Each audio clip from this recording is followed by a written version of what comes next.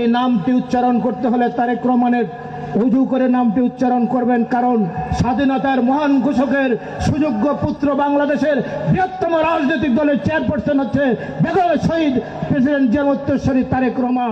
বেগম খালেদা জিয়া যার নাম উচ্চারণ করলে মুখটা পবিত্র হয়ে যায়। বেগম খালেদা জিয়া, শহীদ রাষ্ট্রপতি জিয়াউর রহমানের নাম নিলে প্রতিদিন ব্যস্ত নিশ্চিত, আমি বিশ্বাস করি।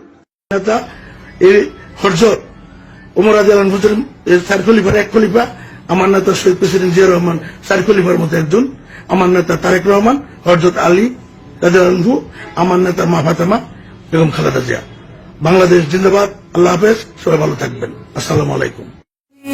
कन्फर्म जन्नती है, कन्फर्म जन्नती है, कन्फर्म जन्नती है, कन्फर्म जन्नती है, कन्फर्म जन्नती है, कन्फर्म जन्नती है।